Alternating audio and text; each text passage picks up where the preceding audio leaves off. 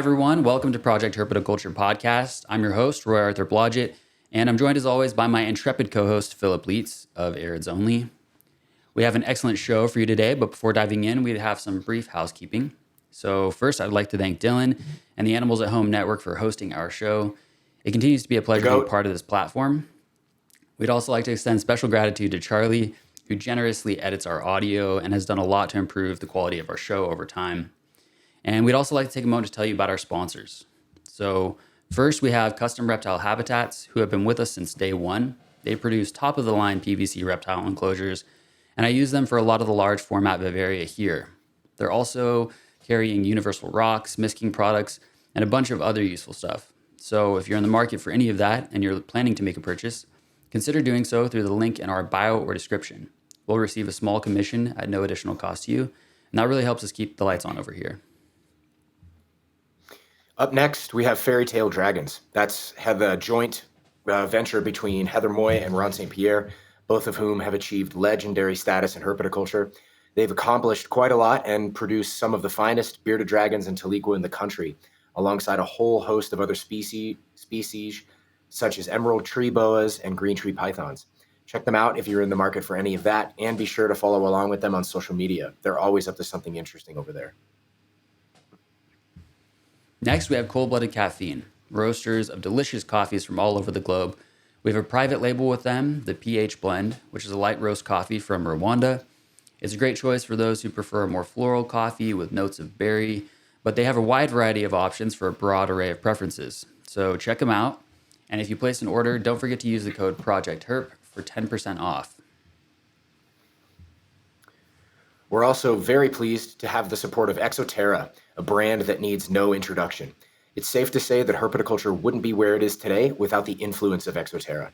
For decades, they've been industry leaders in innovation, offering just about everything needed for reptile care, from diets and supplements to enclosures, substrates, and lighting. We're both big fans of their naturalistic terraria and substrates in particular. They have a lot of interesting products in the works as we speak, and we're really looking forward to seeing what comes next. And next we have Tamura Designs.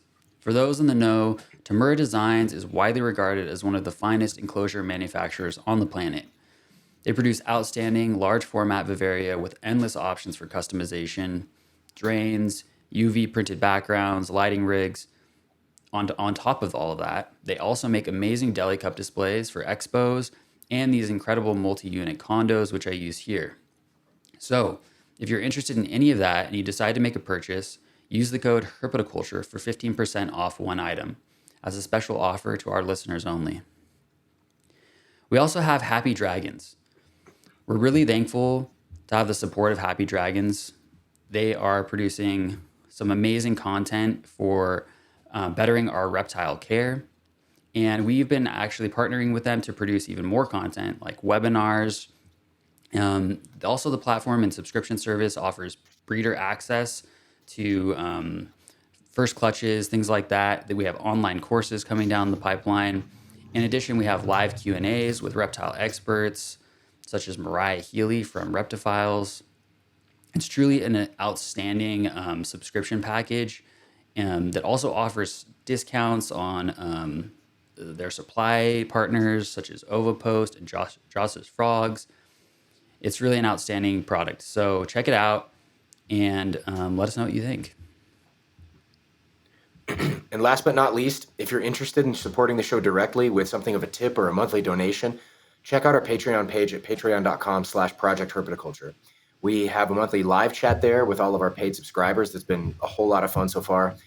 We also have a whole line of merchandise like t-shirts, mugs, pint glasses, and more on our website.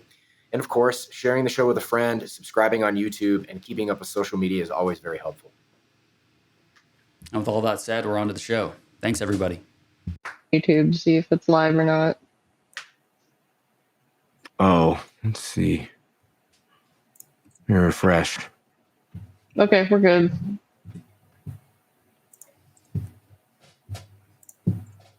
Whoa. Okay, we are live. I don't believe you. We are live. It's really happening. Okay, hello, everybody. My name is Roy Arthur Blodgett, and I'm your host today, joined as always by my intrepid, handsome, and charismatic co-host, Mr. Philip Leitz of Arids Only. Yo. And we have some amazing guests today who we're excited to introduce and talk to about all things Abronia. But before we do that, I just want to give a quick shout out to Happy Dragons for making this possible. And Happy Dragons is offering this incredible subscription service called Happy Dragons Plus, which you can see on the screen here right now. Savannah is kindly scrolling through the different offerings and channels on the Happy Dragons Plus homepage there. So we have a content calendar with our upcoming live events like this webinar stream, roundtable, live podcast, that kind of thing. We also have some channels where folks can share all kinds of stuff about their reptiles, what's going on with them, if they have questions, just interesting observations that they're having. And there's also some amazing content there from Mariah from Reptifiles. We also just have some like fun picture channels where people can share pet pics. And then in addition to that, we also have some really helpful stuff like Q&A forums for consulting from Mariah Healy at Reptifiles and some other reptile experts on the Happy Dragons platform. And also there's some cool options to submit questions and stuff like that to eventually appear on later live Q&As and that kind of thing. So yeah, check it out. Happy Dragons Plus. There's a free subscription. It's linked in the video description. Give it a try and let us know what you think. So yeah, with that, let's get into it. Let's get into it.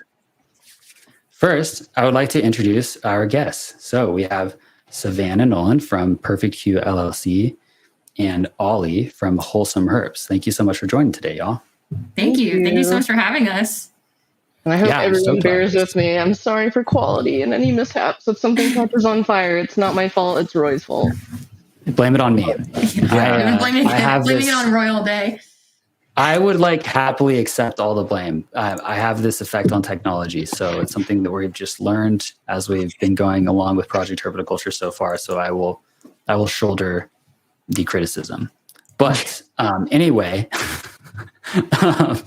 to begin, I would love to hear a little bit from both Savannah and Ollie. Can we hear a little bit about each of your herpetoculture origin stories? Just how you got started with herpetoculture in the beginning? Do you want to go first or should I?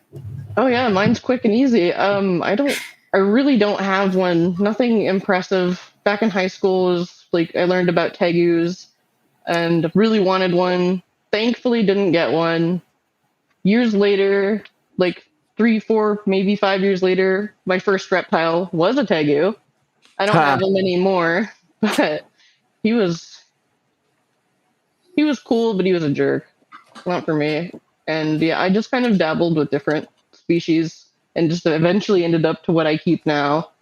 That's really my story. I'm sorry. No, that's great. What about you, Ollie?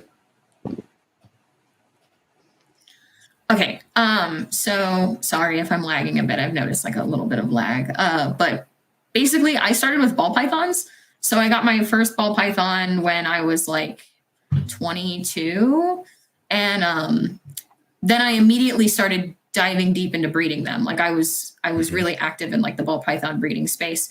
But I didn't really like the whole incubation process. So I ended up kind of just like selling out of that. And I kept my first ever ball python though. He's still with me and he's going to be with me forever. I moved on to rescuing. So I did a lot of rescue work because I worked at a pet store at the time. And so people would just come in, they'd dump their ball pythons on me. Like people would find some that were abandoned in a house. Like people would just decide they didn't want anymore. And then they would give them to me. Everybody knew that I was like the guy to go to. And so I did a lot of rescuing. I did a lot of rehabilitation for like really basic reptiles. And when I moved here to Colorado, I had some spare room in my house. And I was like, I'd really like to try something arboreal. So I found Abronia. And I got my first ever one. We just checked in January of 2023. I got my very first Abronia Oaxaca. And I didn't really know what I had at that time. I just thought it was like a really cool lizard. So I didn't understand like all of the history behind them and like how there's this really challenging community surrounding like breeding and stuff. So I decided I'm gonna get some more. And so I think within like 6 months I had like 12 Abronia. And so wow. I really dove like head into Abronia for sure. That's awesome. So cool. So Savannah, when did you start with Abronia?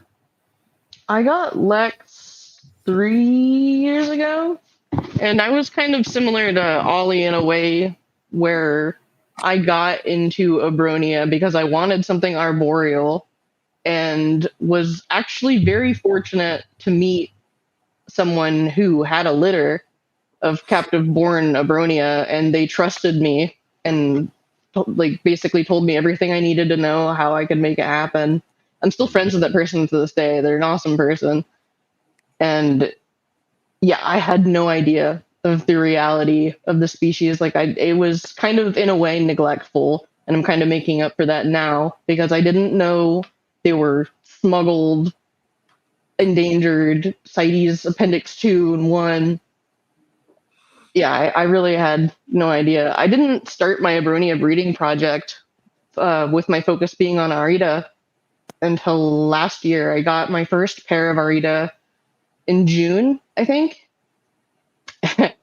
And I actually had a funny mishap. I took both of them to the vet because I really trust my vet, and had ultrasounds done on both of them, and they were pretty positive. They saw follicles on both of them. So I thought, crap, I don't have a pair. I have 2 females. And so I had to start trying to find a male. And then it turned out that I did have a pair. And it just kind of evolved into having all these pretty boys and 1 female. And trying to balance that scale has been a battle I've been fighting up until this year. Wow, yeah. So I think that, I mean, it might be good to talk just for like listeners who might not be super familiar with Abronia, like to give a little bit more context to the genus and like the complexities of all that. I mean, you obviously, Savannah, you just alluded to it there, but I think offering a little bit more like context for folks might be interesting to hear. And I'd be curious to hear it from y'all if you'd be willing. Yeah. I'm going to let Savannah take that one. I'm going to let Savannah take that question. I'll do my best to maintain my filter. Yeah, because I can't filter myself.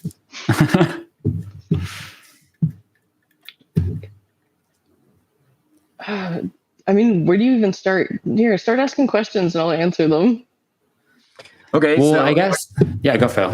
Yeah, no. I was going to ask, like, what you said that you talked about kind of getting involved in Abronia and getting interested in Abronia, and then subsequently kind of finding out about what one might say their sordid history or what have you. So can you talk a little bit more about, can you elaborate on that? And can you talk about what that felt like getting involved and then finding that out? Yeah, absolutely. So around the time I found out the reality of the species being heavily smuggled and being mismarketed completely or exploited is the better word, was because when I got my Graminia, my first Abronia about 3 years ago, it was about $475 for her. And I kind of dropped off the hobby, just focused on the animals I had. And when I came back last year, the prices had more than doubled. So that was kind of the first shock I got. And it was actually really horrifying.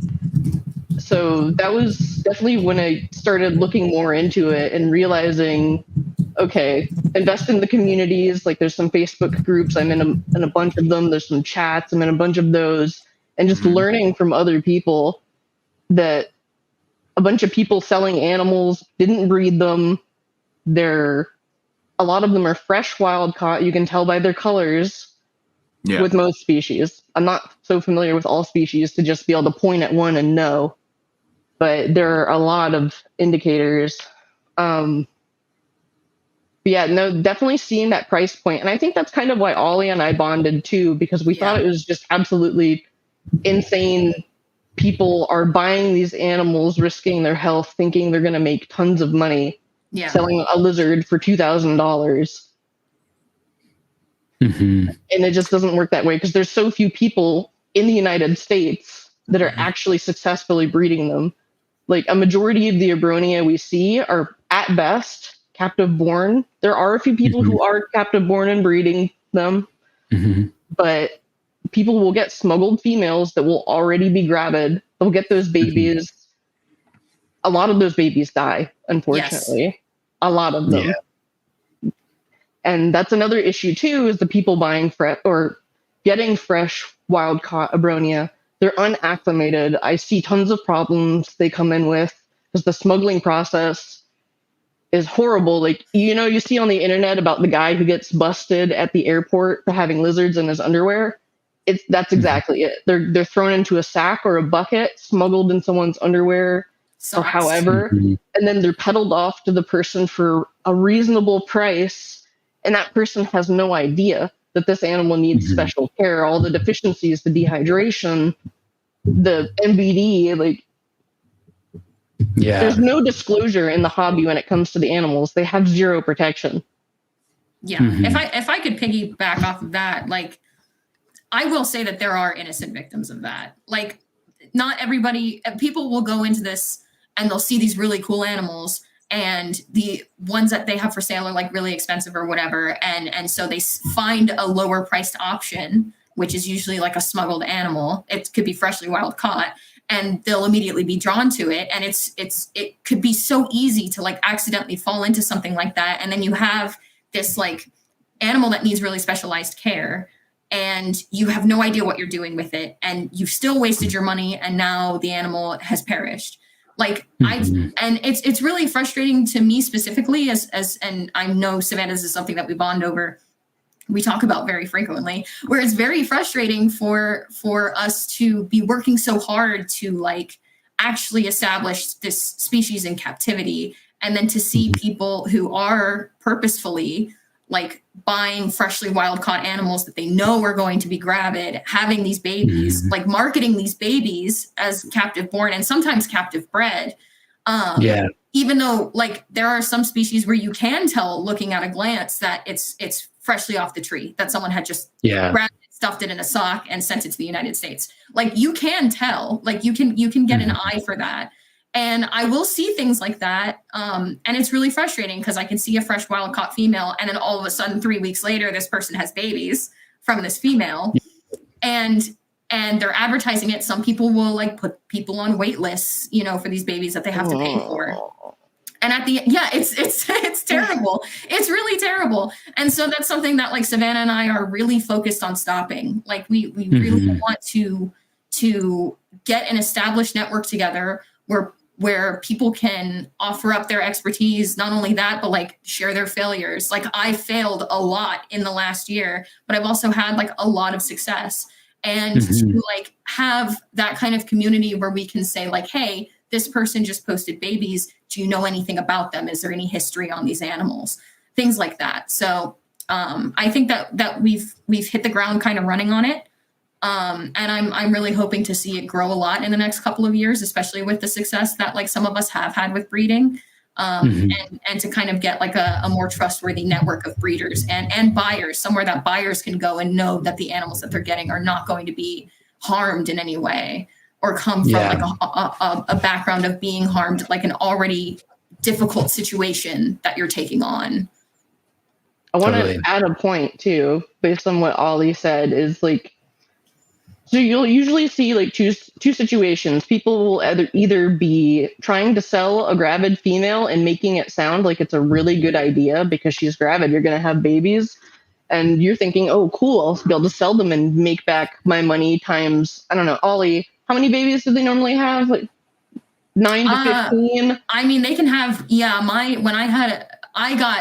so like I actually got into a situation where someone that I knew for a very long time and trusted ended up like having these babies, and I took the babies on, and I realized what I had gotten myself into, and it was 9. That female had 9 babies. Going from 0 to 9 babies for one animal is extremely difficult. But some of them can have job. Yeah, it's a full-time job. It is extremely difficult. And I know that some females can have up to like 15, depending on the species. It's very species dependent. Yeah. Yeah. And probably so size of the female too, I'd imagine. Yeah, and the age. Yeah. Age has a lot to do with it. And so you can have a litter. I mean, at this point, I have confirmed like 3 gravid females. And I don't know how many babies they're going to have. That's why I had to take on like another partner. But they could each have, for all I know, 9 to 15 babies. Like, I can't do that by myself. Come on. Yeah. And those babies shouldn't be sold until they're at least 6 months old. There's no like proof behind it, but the consensus is those babies aren't considered stable until they're 6 months Right. old. And most people aren't even comfortable selling them until they're a year old. So this is not a species you get to make money off of. No, that's something that me Yeah. and Savannah talk about a lot. Like, it's so another frustrating part of this is to see people who are getting in it like clearly for the money, and they're everywhere. You know, like it's you can tell by talking to them for a little while, but like you can't get into this for the money, because I compare it to like throwing a bunch of money into a burning pit and hoping eventually the fire will get put out. You know, but it's really something you have to be passionate about. You have to be in it for like the conservation, because you're not going to be making money off of it. And we've also welcomed a few people into the Discord who got them wanting to breed them to make money. They didn't outright say that, But you can tell. as they learned the care requirements for them, they kind of like, not even so much privately, it said, "Hey, I'm going to sell these. Are any of you interested?" Yeah. Yeah, this whole dynamic with like, wild caughts coming in and, dropping litters, and it kind of reminds me of some stuff that like Phil shared in the past too about like Euros, where people are, advertising Euros as captive bred. And like for him, it's like, he can tell from a mile away, like, oh, that's not what that is, and I see the same kind of thing with some of the species I keep. It seems pretty common. But I guess like just before, I want to pick your brains more on like the care and also like raising the neonates, all that stuff. But before we get into that, I'm curious just to like hear a little bit more from y'all about what specifically draws you to Abronia. Like, what is it about these lizards that really stands out, makes them special, sets them apart from, all the other taxa that are out there?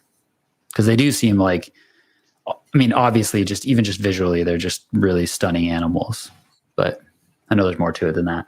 I might be biased because when I got Lex, I got her fully prepared that she would be like a display animal and hands off, look but don't touch. But it turns out she's super social. Like if you go on my Instagram, you'll see her.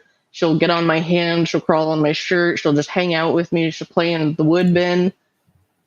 And that's super bold. Why I fell in love with Abronia, because they're actually incredibly intelligent. But I can't recommend anyone an Abronia based on that, because I have had individuals. I know people who have individuals who are extremely reclusive. They hide. They don't come out unless you feed them. It takes a really long time for them to get moderately comfortable. And this is a species that does not handle stress well at all.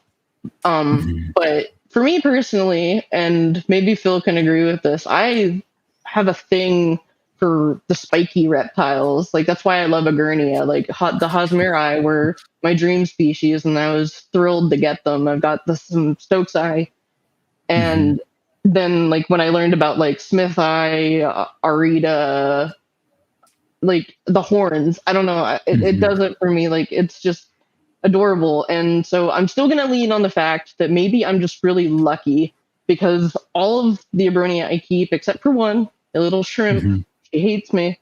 Oh, and the Lythro, she hates me too. But the rest, they're wonderful. Like they're tolerant of me. They have their attitude sometimes. They have their own personalities. It's very obvious. They're really, really smart. But I just love interacting with them, and they're just the most beautiful things I've ever seen when it comes to reptiles. That's how I feel about it. So biased, maybe I'm lucky, maybe I just have a knack with animals, like like the lizard green thumb. But yes, I would say so. I would definitely say so. What about you, Ollie? Why do they stand out? So like I knew about Abronia graminia. Like they're the ones that when you think of Abronia, it's like the first thing that comes to mind. They're green. Sometimes when people believe that there are some blue ones, but really, like, we figured out that that's more of like a lighting issue. For me, my first Abronia was an Abronia Oaxaca, and I picked him because if you look at them, to me, I think that they look like little earth dragons. Like, they look like something completely out of like a sci-fi movie, or like some sort of like fantasy thing. And I just, totally. They're all edges, you know, they've got like the really cool back horns, and they look so different from other Abronia species.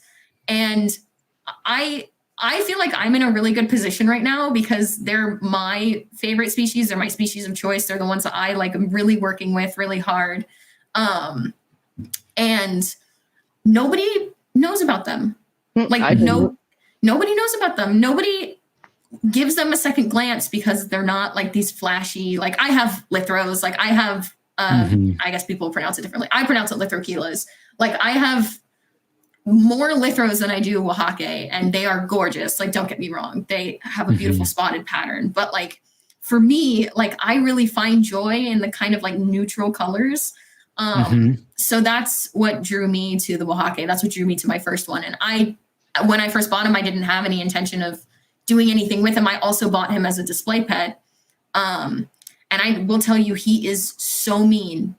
like he is like a horrible little beast. Like, we actually found out that Abronia are capable of hissing because of that one guy, that one little Oaxaca. So yeah, I'm really into them. I really like focus my projects on them, and moving forward, like I would like to start like a real network of Oaxaca keepers. Cool. Nice. Yeah, I like the Oaxaca. How are they like comparative in terms of size? How do they compare to like Lithokyla? Are they a bit smaller? So they are smaller. I find them to be a lot smaller. I have one anomaly who is massive, and I don't know why. I think it might be his age. I bought him from someone who claimed he was captive born, and that he was probably, I don't remember how old they said that he was, but he's definitely older than whatever they said. And he's massive. He's like the size of a lithro. I have pictures of him where he like takes up my whole hand. But all of my other ones are smaller. They're much smaller. Yeah.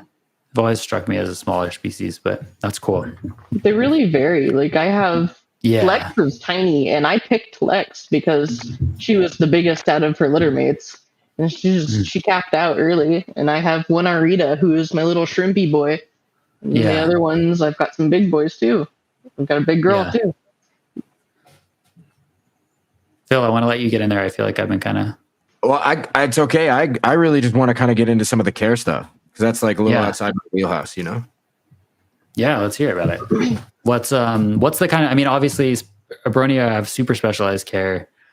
You've both already alluded to that, but I'm curious, like, what does that actually look like? And is it different for, you know, wild caught animals versus captive bred? I'm sure it is. Well, I guess it kind of depends on if you're looking at it from a beginner standpoint or an all or nothing standpoint, because I'm an all or nothing person. And like and Ollie, you'll have to confirm this or not. I would say most comparably, it would be the care for an Abronia would be that to a chameleon. That is exactly what I would say. That is exactly what I was going to say. Yeah. So, and this is worth pointing out, because out of having an Arita listed on Morph Market for several months, the most interest I got usually ended after explaining the care. Because where the species naturally occur, in Guatemala for the Arita specifically, I've seen the temperatures get over 100 degrees during the day, but no matter what, it always gets down to 50 degrees at night. They need that temperature drop. That is very hard or very expensive to replicate indoors in captivity, unless you are a master of HVAC and don't mind throwing thousands of dollars at it, or you are fortunate enough to live somewhere with a basement. Like, there are ways to do it, but there's a lot of setup like that goes into it, a lot of testing. And like, the best I can do, like, I'll be honest, the best I can do is I can move all of them from their enclosures to my cooling room, which is just my bedroom because it's the only room with windows that open. Put them in the mesh enclosures, open the windows, and sleep in that room on nights when it gets down to 50 degrees and 40 during winter to cool them for breeding. And I can only do that for a few months a year. Like, that's not ideal, but it's what I am doing right now. Interesting. For me, I think I'm very lucky that I live in Colorado. And so not only do I have the advantage of the elevation, which is something that they experience in the wild, but I also have the desert temp drops. So my hardest, bless you, the hardest part of keeping for me is keeping the humidity at like reasonable levels, because in order to keep their temperatures like as close as I can to their temperatures in the wild, is I keep my window open 24/7 for most months out of the year until it gets too hot. Like in the summer, I'll close it and I'll scramble to figure out how to cool them down. But at night, throughout the entire year, because I live in a desert, the temperatures drop. So I'm able to replicate that without all of the stress that Savannah has to unfortunately go through.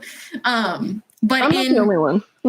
in return, like I kind of to balance that, I have struggles with keeping the humidity up, but I have, like, you can see a huge humidifier behind me. I have like a huge reservoir for their misters that go off like every 3 hours. So yeah, I would say that I'm more, Savannah is definitely an all or nothing keeper. Like you've seen her enclosures. They're just like incredible. We're going to talk about them. Yeah, I know I know we have to talk about them. Like I can't believe Savannah's like one of my best friends, and I see her enclosures and I'm like, I have to be doing this wrong. I must be doing this wrong. Like everyone else must be doing this wrong because Savannah's doing this right. But I'm a bit more passive. Like my enclosures, I keep, well, now currently I keep everybody in an individual like medium or large reptibreeds. I don't even really know off the top of my head. So I kind of approach keeping as like a kind of like a flexible thing, you know, like if I'll try one thing, I'll see if it works. I'll try another thing, see if it works. And right now I've got them kind of set up in a situation that I believe works for them. So, but it is difficult finding that because it's really dependent on where you live and what you can provide them naturally. So you just, in my opinion, I feel like you have to really work off of that. Like start from there. Totally. Yeah, and I'm glad you brought up humidity too, because another thing, if you observe where they are in the wild, they are a high humidity animal, but during the day, the humidity is actually pretty low when it's not raining. They do have seasons where it's just raining every single day, all day. But the most important thing is to lower humidity at night, provide airflow, which is easily done in a mesh enclosure, and at night, have the humidity rise, like really, really high. So cold nights, high humidity, and air movement, which obviously are very conflicting things. So like I moved all of my guys to PVC enclosures, and I took a whole saw, mounted 120 millimeter fans that are attached to smart controllers with 80 millimeter fans up top for exhaust, just to have airflow. Because if you keep them in a glass or PVC enclosure, anything solid, you're going to have to use fans. Like you don't want the stagnant air. I haven't actually looked into the science behind that. I feel like maybe one of you guys would know why stagnant air is bad for them. Well, I think it has to do with just montane species in general. Like when you have like air currents hitting geography where it's like there's rapid difference, you know, in terms of geography, I think that it just creates airflow, you know, like you get pressure moving and dropping along those big structures essentially. And so there's a lot more air movement in mountainous areas than there are in more stagnant kind of protected areas, I guess. Yeah. So it makes sense in that way. Like, I also know that like from like tracking and stuff like that, if you're like a lot of animals will bed down in areas where like they're essentially putting themselves downwind of air currents that are coming, so that like as it cools at night, pressure drops, that cold air moves down slope essentially, and with it brings scent. And so like a lot of animals will bed down in a way where they can smell if there's potentially a predator upslope, but such that they can see downslope. Kind of interesting, that kind of stuff, but Yeah. it makes sense. Like the whole complexity though of like, needing both humidity and airflow. I mean, this is something that we talk about a lot. I know that Mariah talks about this a lot, and she's always like, like a lot of people are like, oh, I need more humidity. I need to block off the airflow. And Mariah's like, no, like don't do that. Just add humidity, but like make sure that you maintain airflow, because it's really bad to create stagnant environments for herps, But anyway. And since, because when I see a lot of people that are like in situations similar to like Ollie, where they're panicking over not having the humidity high enough, I'd kind of consider that to be not a misconception, but maybe a misunderstanding, since it doesn't need to be high all day, every day. I know Phil really likes to keep his days pretty sporadic for his reptiles. He doesn't keep things the same. Some days are dark, some days not, wet, dry. That might be something good to look for. But and on to go on to another. Sorry, go ahead. No, it's okay. I didn't mean to interrupt. I was just going to say that. Sorry, I'm trying to rearrange so I can sit more comfortably here. The chaos element, like which a bunch of other folks have talked about in terms of like inconsistency with what you're providing. It's generally meant as like a guiding rule for the sake of like, making sure you can add in variability, because that's the way the world is, really, really variable. There are places of intense consistency, of course. Solomon Islands. That's just how it goes. Or even equatorial places tend to be quite consistent and stable. But I'm just saying that like, it's good in general, just as like a guiding principle for variety, but it doesn't necessarily mean like it's not going to be applicable to every single species, right? There are going to be some that are going to crave a little more or less consistency in various ways, right? It's just more of like a, unless they're a koala where the only thing they can eat is bamboo, which maybe that's not even true anymore. I don't know, but let's just pretend that that's still true. Unless you're like not bamboo, but eucalyptus. Jesus Christ. I'm thinking about a panda. Holy smokes. So this is a horrible example, but if it's not one of those things, then just feed it all kinds of different crap and get wild. But there are some things that need a little more consistent. There was a terrible example. Jesus Christ. I loved it. Well, if only it Savannah, can you kick Phil off, please? Yeah, but it'll take me 15 minutes to figure out how. I don't know why I thought bamboo. I was thinking pandas. I got it. I got what you were trying to say. But to combine misconceptions and eating bamboo, and another thing that I've seen in care guides written for Abronia is they say to feed them as much as they want. No. Don't do it. In captivity, they get so fat. Because they tend to be reclusive. They're far less active. I feed my reptiles one medium or large insect twice a week, and that's what I do to maintain weight. If I give them 3, that's to put on weight. 1, lose a little weight. Like I've found like the perfect ratio. I use grasshoppers as a staple. That's not the only thing they get, but if it's like a small roach, like I breed pallets, they'll get like 1 or 2 adults because they're kind of small. Yeah. But it's don't feed your Abronia. Don't give them a dish full of dubias, especially because I don't know if they're more prone or not, but reptiles in general, especially when overfed dubias, are prone to gout. And I've seen a lot of Abronias perish with visceral gout. Yeah, the overweight thing, I have like a perfect example of this. You know who I'm talking about. So yeah, I bought this girl, this female Lithro from Tinley last year, and she was massive. We all thought she was pregnant. We all thought she was pregnant because there was absolutely no way that like an animal could have this much fat on their body, like at such a small frame. So immediately, as soon as I get her, I take her to the vet. I do an ultrasound on her. and they find no babies, but she was 74 grams. Wow. And I have big. like, For It's- reference, my literature is like 36. yeah, like about Yeah. 30, Oh, 35 okay, is yeah. like really Gotcha. where they should kind of be. I have some, but I mean, at this point now she's like 64 grams, and I don't think she's going to be able to get any smaller. That's after a year of like trying to bring her weight down. But it's possible. It's so possible to overfeed them to the point where they are like barely mobile. Like she could barely move when I bought her.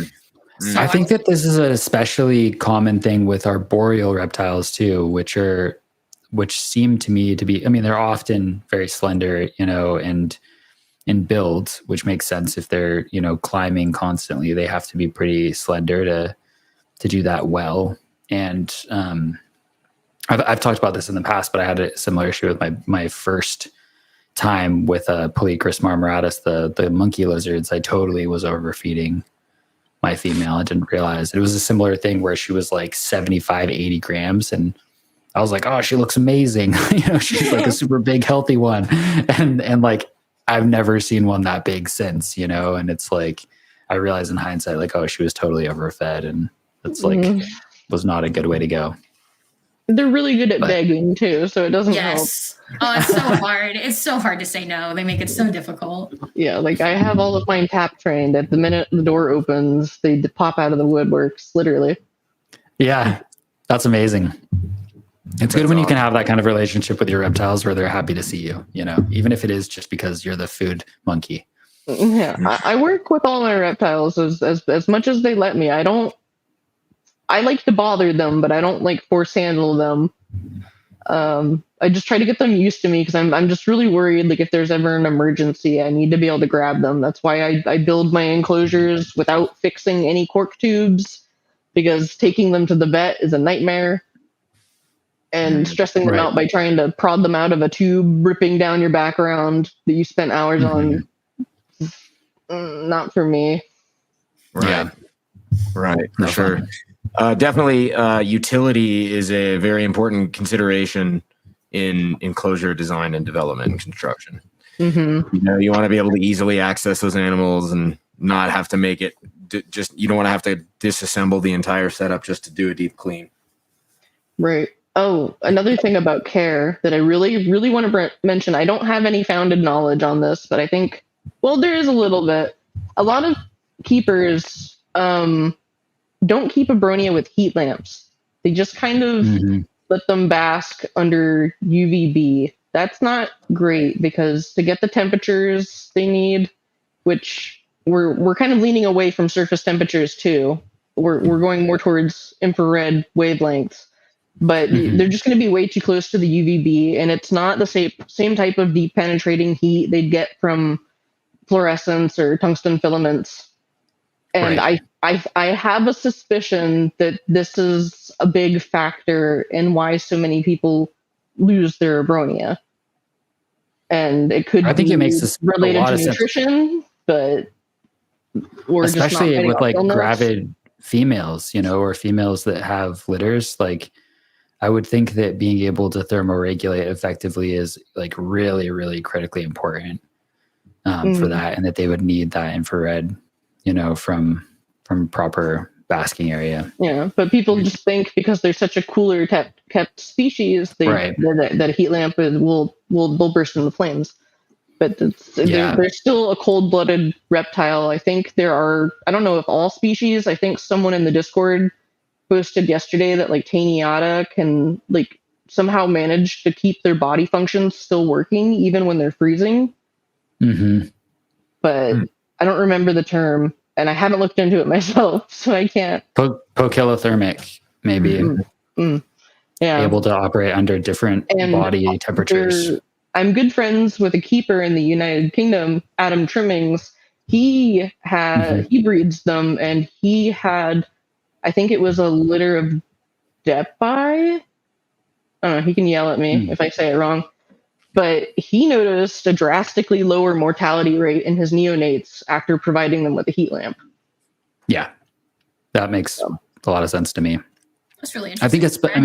I think it's actually part of like an adaptation. I think that a lot of live bearing reptiles have I think a lot of that has to do with thermoregulatory capability. Like here where I live, we have two species of alligator lizards. We have the southern, which is Algaria multicarinata, and then we have the northern, which is Algaria coerulea. And the northerns are interesting because they are live bearing. They're the only ones in the genus that are live bearing. And I think it's also like instructive that they're also the northernmost species. The species is found all the way up into British Columbia where it gets so cold. And it's like, if you think about it, it's like, oh, it makes a lot of sense that, this would be a live bearing species because it's far more possible for the female to regulate, her internal, the temperature of the eggs internally by her active thermoregulation than it is to just lay a clutch somewhere where they could be subject to much colder temperatures, and much less likely to hatch. That too, because the dry season, when it starts getting cold, like in Guatemala, Mexico, Chiapas, the timing ends up, since the gestation is like 9 months. These females go through winter pregnant. Yeah, totally. So. And I bet that they're still coming out on clear days and basking, as they can from their, tree cavities and stuff like that. Mm-hmm. It'd be really interesting to like learn more about that, but really cool. So, one thing I think it would be really cool to talk about is, as the name Perfect Hue LLC implies, Savannah, you have a reputation as someone who's been really experimenting a lot with this kind of whole dynamic around coloration in captive Abronia and seeking to revitalize or restore their kind of wild-like coloration. So I'm curious if you could speak a little bit to that whole dynamic. Why is their color different in captivity? And also, what are you doing to try and address that? Well, that's actually one of the best indicators of how you can identify like Graminia and Lithochila, if they're fresh wild caught or if they've been in captivity for at least a few months. That's why you see the blue Graminias. They're not naturally occurring. We're pretty sure what happens is that they lose access to their wild diet. We don't know exactly all of what goes into it, but they lose what we have to assume would be a high carotenoid diet. So, right. Because carotenoids will do red, yellow, orange, brown colors, and you take blue, you add yellow, you get green. Mm-hmm. So I have lots of theories as to maybe what they're missing based on my experiments. I guess I was given advice from someone who I won't name because I'm not friends with them anymore. They're an awful person, but the advice turned out to be right. They recommended to feed kale, and I started seeing results. And since then, I've been kind of doing an analysis on like vitamins. Like there's lots of vitamin A, K, the types of carotenoids. Like carotenoids fall into two different classes. There's over 600 different types of carotenoids. The only association that I'm leaning into currently is that there is strong evidence or strong speculation that insectivores or carnivores can't fully utilize beta carotene, which is a precursor to vitamin A. So it's not really recommended to use it in a supplement. On paper, beta carotene is perfect because the body only converts as much vitamin A that's needed from beta carotene. So it's like almost impossible to overdose from it. But because these animals can't use it and it's fat soluble, it's stored in the liver long term. And so it just keeps building up and building up and building up if you're using the supplements too often. Mm-hmm. So that being said, I've been trying to see if I see the same color changing results using the different class of carotenoids that beta carotene does not fall into, that falls into the class carotenes. I don't know how to pronounce the other one. It's like xanthophylls. Mm-hmm. But I've been leaning more into that group because I think the vitamins that belong to the class carotenes maybe aren't fully usable by insectivores. Interesting. That's actually really a mistake. That's a mistake that I made for a really long time. Because I was told something very similarly, where they would just kind of get rid of whatever they weren't using. And the person who I got my first ever Abronia from told me that they were dusting their Abronia with like some sort of supplement, and with what is it? It's like calcium plus. Is that what they were using? With the beta carotene, was it the super pig? It was the super. I think it was the super pig. He said that he was doing it with the super pig. Yeah, and, I recently learned the super pig has beta carotene in it. Yeah, so I've had to stop using that. And also I was told to dust their feeders with D3 every week, like once a week. And now I know that like one of their adults that they've had for a really long time is going through renal failure. And that's something that I've been doing because that's what I believed was the correct thing to do. And then I like consulted Savannah on it, and she was like, no, that's so often. And it's just like one of those things where you don't think about, because someone that like has been doing it longer than you know, it's something that they've been doing for so long. But now, because like years have passed, you're starting to see. What's that? I don't know. You're starting to see like the effects of that, the negative effects of that, which obviously is renal failure. It's something that I see in chameleons a lot when people oversupplement their chameleons. Which is a species, like I love chameleons, don't get me started on that.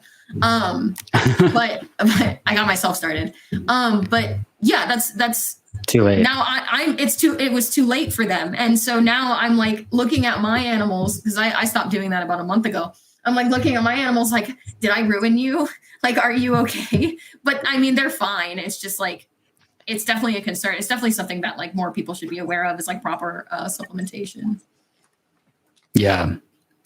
It feels like another kind of frontier, like where there's just so much advancement happening right now. I feel like a lot has changed in lighting in the last few years, and just terms of like understanding what's actually, you know, the right combination of lighting and all of that. I feel like a similar thing is happening with supplementation, which is really cool to see, because it's just like, obviously both of these like subjects are so consequential in terms of health for our reptiles. But yeah, I'm curious, I guess, to hear a little bit more about kind of the captive breeding aspect. And I know that Ollie, you've recently had a pretty significant captive breeding success, which I'd be curious to hear about. And then also, like, kind of flowing from that, I'd also be curious to hear about rearing of neonates and why that's such a challenging aspect of Abronia keeping. I have so much to say. On Amazing, both of those points, because I want to hear it. So yes, I got word. So okay, I'll kind of start a little bit from before. I have 2 pairs of Oaxaca, and I had one pair for a while, and then I got another pair. And as far as I know, me and like maybe one other person are in the United States, or like the only people in the United States keeping Oaxaca. If there are more, then they haven't come forward. But as far as I know, you know, and forever, I mean, for as long as the species has been kept in captivity, there have been nobody's come forward saying that they've been able to successfully breed them in captivity. For whatever reason, I spoke to someone who's living in Mexico and has been successful, just recently became successful with breeding them in captivity in Mexico.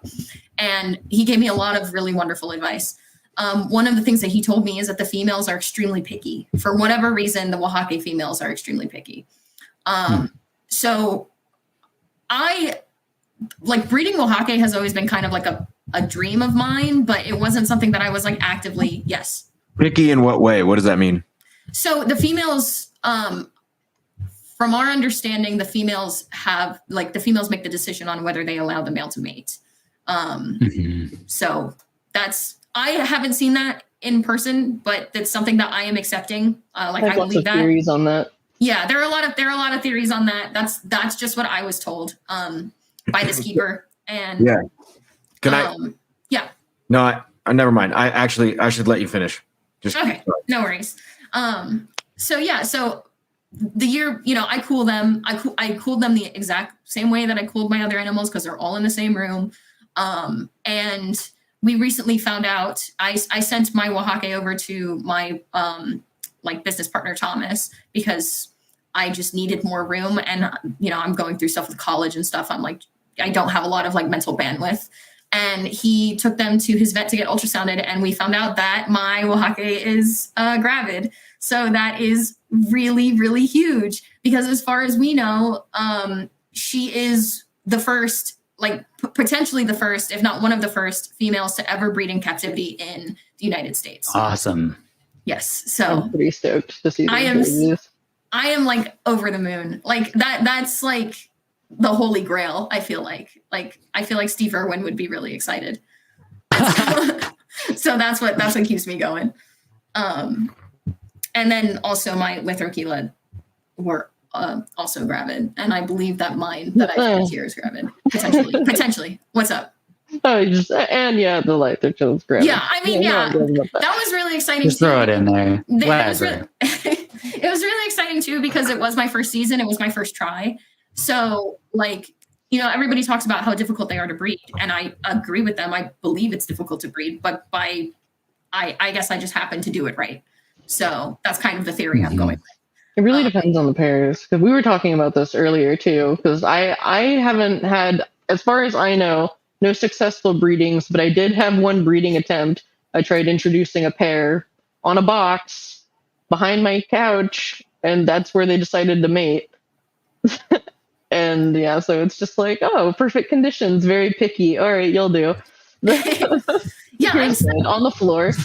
No comment. I'm not saying anything either. I still think that what really surprised me was that after the cool down period, when I introduced females into my male Oaxaca's cage, one of them, the bigger one, he started showing breeding displays, like mating displays, like his tail would shake, it would like vibrate back and forth. Mm-hmm. And that was something, because it was my first season, it was my first time ever pairing them. I had never seen any kind of activity like that. So I took a video of it and sent it to everyone. And I think the general consensus was that it was some sort of attempt at luring the female. So males do the same. Yeah, the males will do that. So that was a surprise for me, because at the time I also knew that like people weren't having any success breeding them in captivity. And I was like, is that a good sign? Maybe, because I haven't seen other videos of them doing this. And yeah, I'm still convinced that the other male actually got the job done and it wasn't that one, but I think he warmed her up. That's what I'm saying. Mm-hmm, mm-hmm. Good competition. Yeah. I have like so about much on breeding. I have so much to say. Well, what about the babies? Like, why is it such a challenge? Why are they just delicate? Is it just, what's the story?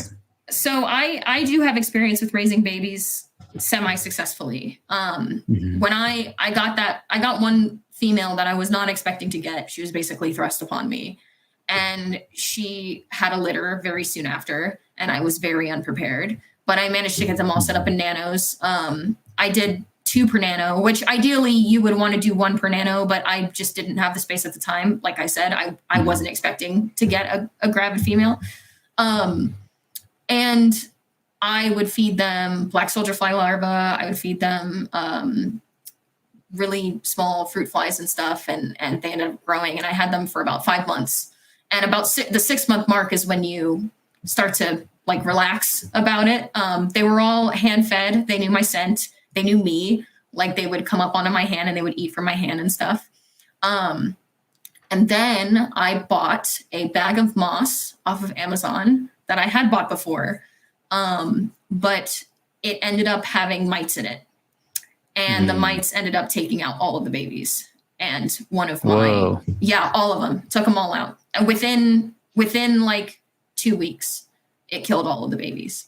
They just like couldn't handle it. The species really doesn't do well with stress. No, I think that I would also wager that they have like a very weakened immune system. But regardless, like they ended up taking out all the babies. They ended up taking out one of my adult Oaxaca. And it was really tough. Like it's one of the reasons why I ended up sending my gravid females to someone else. Cause I was like, I'm like nervous now. I like don't have a good track record anymore. But getting them to 5 months is still a huge accomplishment. It's not easy to like keep them alive. They can drown themselves. They love to die. Like they'll find any reason. And I really think though, now that I know that it was the moss, now that I know that it was the mites, I can be much more careful about that moving forward. I don't think that I'll have that kind of issue anymore, but I almost got them to that 6-month mark. So just that one little thing can change your whole like plans. It's crazy. Mm-hmm. Yeah, I wasn't even in Ollie's position, and that was like one of the hardest few weeks I ever had to deal with. Mm-hmm. Yeah, those mites were, I mean, I got rid of them in like 2 weeks though, man. I've never seen someone eradicate mites faster than Ollie did. I crushed those mites. Like I made it my entire life's mission to like destroy every single mite. You said the mites came in on the moss, right? They did, yeah. There was a second person that got the same brand, and they also got mites. Yeah. I had that happen once actually, where I got moss, and I wasn't using it in my Vivaria. Actually, I just had a bucket of it that I was using for packing delis when I was shipping animals. And I shipped someone a lizard, and they were like, "There's like all these little like mites on this lizard," and I was like, "Oh my god, what?" And I like figured out that it was this bucket of sphagnum that I had. So now whenever I get new sphagnum, I boil it before I use it. I boil it before I even use it anymore, because I just don't want to do that. Thankfully, the person that I sent it to was a homie and was like very understanding. It was like, "Oh, no worries," but it was stressful. And thankfully, the lizard was fine. I had just sold to Abronia. And one of the ways that we had found out that it was the mites was because the Abronia that had the mites were in cages with moss, whereas the other ones weren't. And I just so happened to sell 2 of them that were not like using the moss. But as soon as I realized I had mites, I like contacted those people and I was like, "Oh my God, I'm so sorry. I have no idea how this happened. I would have never sent you an animal had I known it had mites." But they were like, "I don't know what you're talking about. They don't have mites. They're fine." So I was very close, but I had a similar situation. I would like to ask a question about the and this is, I might seem like an asshole here, so just hear me out. Okay. The breeder you were mentioning that you spoke to, who said that the theory might be that Oaxaca might be really picky, like the females might be picky. I would like to just unpack this a little bit more, because I would want to know the reason. Okay, let me offer a little backstory. I think that's something that's really common in the reptile community, especially with like lizards and people who are breeding lizards. People have a tendency to say things when they're pairing animals, and they say, "Oh, the male didn't get the job done. The male didn't get the job done. The male didn't get the job done." And look, obviously it has to happen from time to time, but like most male reptiles are viable. Like it's not like the male didn't get anything done. It's obvious when you look at many herps, not all of them, but many of them. It's like an obvious give and take. Like both the male and the female are communicating with each other and being indicative of whether or not receptivity is present. It's just the way it is. It's no secret to me. Like, for example, with the Uromastics, you can see there's an obvious receptive, like there's a difference between when you like put males in for the first time in the season. Then there's a difference between the 3rd week in a row when you're introducing males and females together and the way they interact with one another. And then there's, okay, the male's biting on the nape of the female, and the female's obviously receptive because they arch their tail, right? So like it's obvious that, to me anyway, it has nothing to do with the male being able to do anything. This is all about the whether or not the female is receptive either to that male or to that given point in time, right? So this breeder who said that maybe the female Oaxaca are picky, how would they come to that conclusion about pickiness? Like, why would it be that they conclude that the females are picky as opposed to this was the time when she was receptive? You know what I'm saying? Like, you're probably completely right. It could have been that, yeah. Yeah, just because it's one of those things where something that I really can't. I hate doing is like ascribing meaning to certain things. So like. And let me just be clear. I'm not saying either of you are doing this. Like this is just something that I broadly like to talk about because it wears on me a little bit. Like we always like to ascribe meaning to stuff like this. Like, the people saying, oh, the male didn't get the job done, or, oh, it was like the incubation, or, oh, it was this one thing. It's like, there are so many variables and confounding factors in herpetoculture, as we all know. And most of us have like very, very small sample sizes. And it takes most of us a long time before we have like what one might consider a statistically significant sample size. So, I just didn't know. The reason I'm asking about this is because I'm curious if you knew anything about if this breeder gave any rationale for why they said they might be picky. Because I don't know. Like, I've never kept Abronia oaxaca. I could be just a total jackass. I don't know what I'm saying. I have a few examples. I'm curious. Yeah, please tell me. I want to know. First, I want to say it sounds like you two are saying the same thing. Wouldn't the female not being receptive be the same as her being picky?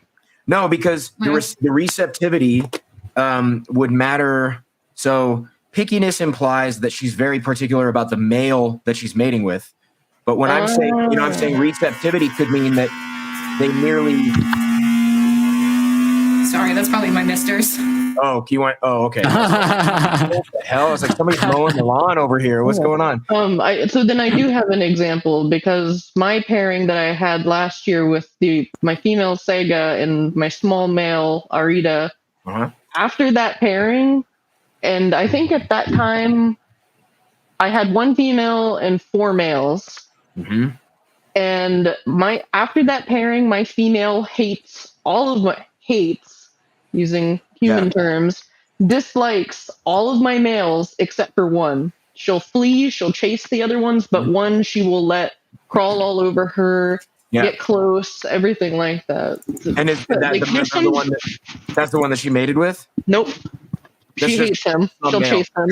Okay, so couldn't it have more? But like that might not have anything. If it's not the male that she mated with, then like, I don't know. Maybe I'm getting bogged down in the weeds here, but like, but there's 2 other males she didn't mate with. Sorry, and she also does not like them. Right, but she could also be not liking the other males because they might be a threat to the baby she's going to bear in a little bit of time, right? So she might, like my Euromastix females, they show like a legitimate weird behavior when they're getting around the time where they're going to be receptive to mating. They lay out all day long. They're at their real nice peak temperature and peak body coloration, like real bright colors. They lay around outside. And in fact, animals that are otherwise maybe normally very skittish lose that skittishness and become much more calm when, even to me, picking them up and taking them out to move them into a different enclosure right around the time that they are receptive to mate. It's like it's super weird. I'm sure it's got to be some kind of hormonal change or something. Like there's a bunch of oxytocin rolling around in their blood, so they're just like chill. I have no idea. It's really weird. Yeah. But like the breeder in question, though, that Ollie is speaking of, that the community kind of figure. I'm gonna say his name wrong, so I'm sorry. But his name, we call him. I call him Wojtek. Maybe he used the word picky because English isn't his first language. Right. That's a possibility. Sure, but 2, he's also one of the only keepers who produces babies, at least some species, almost every single year. Sure. So And he's one of the figureheads, if you will. Yeah. Right. I mean, figureheads are wrong all the time, right? Like, absolutely. Absolutely. I have been learning that. I have been wrong countless. I'm not that I'm any figurehead of any variety. I'm just saying, like, I'm probably wrong more than anybody else ever. Like, I'm just wrong all the time. But I'm also comfortable being wrong. I don't care. You have to be. It's good. It's good. It's a good thing to make mistakes and be wrong from time to time, right? Absolutely. But it's like, it's one of those things where I feel like, especially if it just gets said by someone who's well known in a given community, like, people used to say, correlation, not causation. Correlation and right, all that, sure. But if Douglas Dix, who he was one of the best, he worked with Euromastix, 20-ish years ago. Wonderful guy. Like, he's an amazing person, super nice. And he did a lot of great work, like laying a lot of ground floor foundation and all this stuff. But to this day, the guy hasn't been breeding Euros for 15 years. He's not he's not active in it anymore. He left that to do other things. He doesn't have any more uromastics, and people still quote the care work that he put together and said, well, but as if it's like, oh, I'm doing it right because I read it in this one care guide by one guy who hasn't been doing this for 20 years, and again, none of this is, Doug is the man. Like he sold me some of my first euros. He's the guy who, he's encouraged me over the years. Like he's a wonderful human being. I'm not saying Doug did anything wrong, right?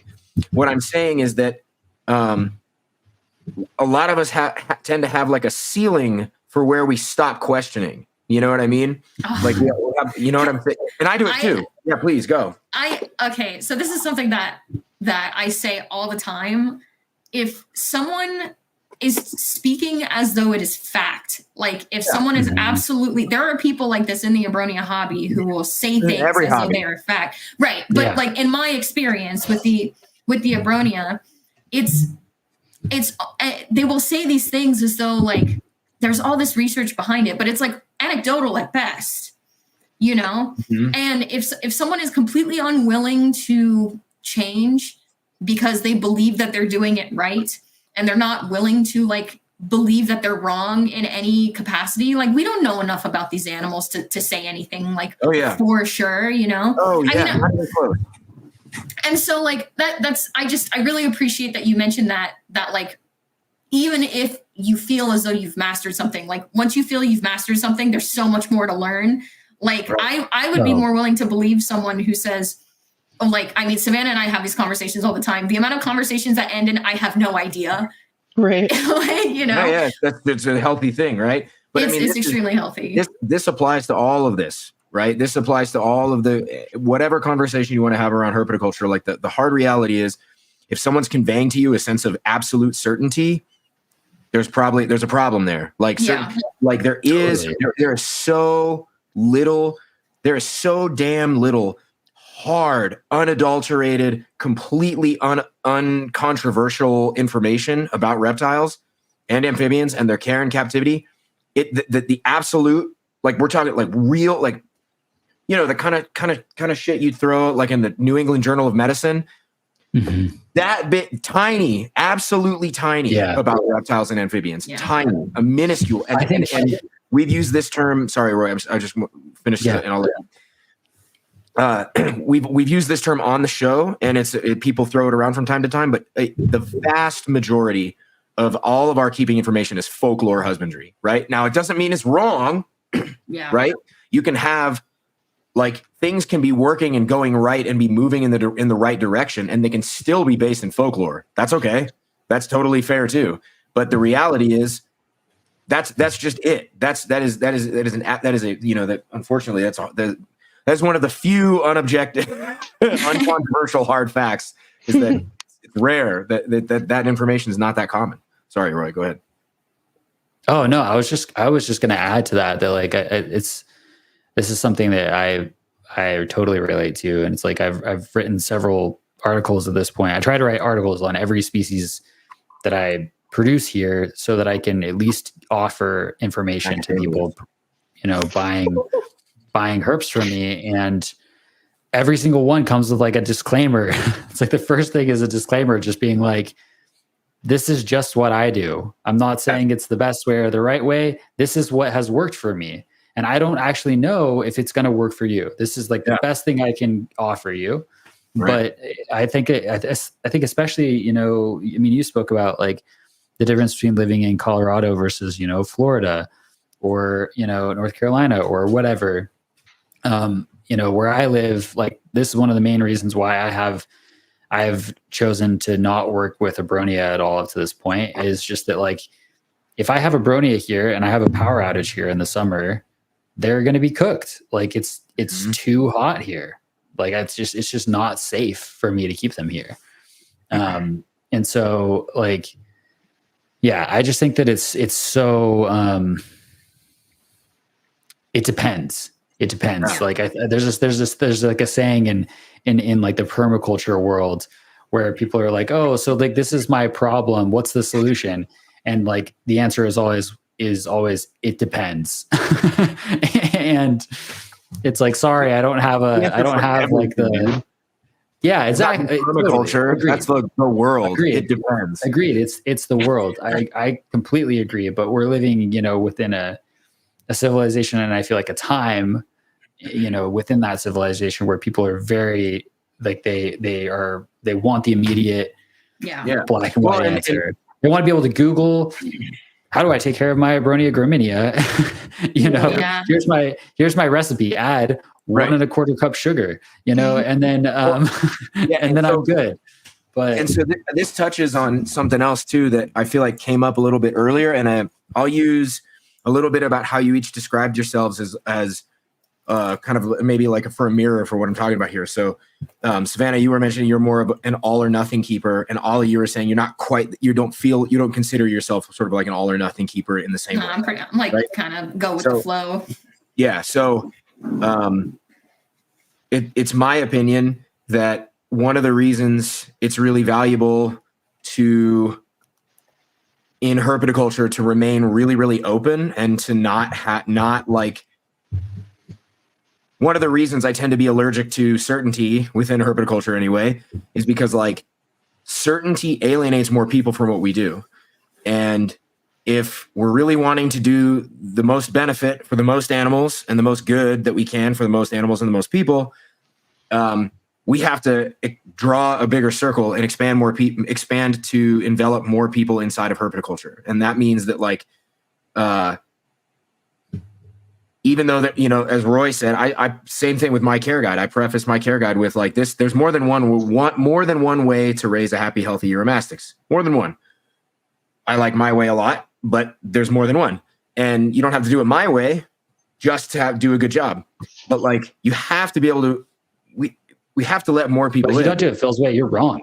Yeah, it's probably true, actually. Like, I've been doing this a long time. I feel like I know everything now. So yeah, I've kind of ended up in a position where a lot of people look to me for advice on one thing or another, and I try to just ward people off. And I think some in a way some things get lost in translation because when I don't know the answer, I'll find it for them. So it kind of makes it seem like maybe I know everything. You're not Google, dude. Make them Google. I do this. That's dangerous, dude. You cannot let people do their own stuff. I'm joking. But no, I firmly believe in sharing any knowledge I know. But I'm also a human being that has the ability to admit when I'm wrong and learn. But to circle back to breeding too, because this kind of, in my mind, proves the point that there's something we're missing. And Ollie has witnessed this too, but they arrived at the goal. I didn't. During one of my pairings, I saw the male doing the signature tail shake. The female lifted her tail, but the male didn't try to mate. Right. So there is something missing. Like there's no definites we have, especially with this species, among many, many others. I really like that about Abronia though. Like I have to say, I love being in like such a grassroots community because it leaves so much open to exploration. So like during my first time breeding them, I had nothing to go off of. I knew that they had to be cooled during a certain part of the year. And then I didn't really have anything other than that. Like maybe you keep them apart, maybe you keep them together. Like, there was so much of that. And when I started to notice that even though I had separated them, because it sometimes is recommended that you separate them and then bring them back together after the cooling period, and I wasn't getting any results, I thought to myself, well, how could I kind of speed things along? And the first thing that came to mind for whatever reason was to put the males in nanos. And I kept them separate from the females. I took them out of their enclosure. I put them in nanos and I waited. I think I put them in there for about 2 weeks. And then I put them back in with the females. I don't know why I thought to do it. It just seemed like, something we're trying. I didn't see any results. And then I thought to myself, well, what if I kept them in each other's nanos now without cleaning them? So now they've got like an enclosed space. They're surrounded by the scent of another male. Like hopefully that will agitate them. And so I kept them. I only did that for like 2 or 3 days because I didn't want to stress them out too bad. And then as soon as I put the males in with the females, I saw results. So like, and that was just something that I thought off the top of my head. I had no like evidence that it would work. Nobody else had tried it as far as I knew. and it worked. And it's I just think that that's such a fun part of this hobby, is to find things that work. And I think that really only comes with something like, well, I mean, I guess now that we've had this whole conversation, it's something that you could do in any established community, but because this one is so small and like just starting, I think that it's something that you find a lot here, where you just have a lot of wiggle room. You have like a lot of room to try new things, and nobody can say like, oh, that won't or that will work yet, you know, because I just did something new and it ended up working. So like, who's to say what else will work, you know? Right. Totally. Well, this kind of leads me a little bit to the creation of y'all's Abronia support group, your Discord server. And I'm curious if you could talk a little bit about that, and just kind of like, I mean, the impetus to that, I mean, it seems kind of obvious from the conversation so far, but if you could just speak to it a little bit, what does it look like and how's it going so far with that? I think it's going great. It was founded mainly because the Facebook chat wanted a Discord. Then they didn't really, and Ollie made it. I offered to help moderate it. Some of them joined. Not they didn't really use it. They still use the Facebook chat. And so we just kind of started building our own community. And I think one of the biggest focuses of us was Ollie and I have both been scammed, and I'm a very tolerant person, but one thing I will not tolerate under almost any circumstance is dishonesty. Yeah. Especially when disclosure could save the animal. Mm-hmm. So our primarily was to get people who are keeping them together to collect information, to see if there's any overlap or what didn't work, speculation. But mostly we also wanted to include people who were interested in keeping Abronia and to protect them from smugglers and scammers, because that's rampant in the hobby. It's horrible. Mm-hmm. You know? So we kind of don't really... I don't think we've had to turn anyone away. Like, we don't... We've had to turn a couple people away. we don't... For one reason or another, we've had to tell people no. And sometimes I'll veto people if like they just...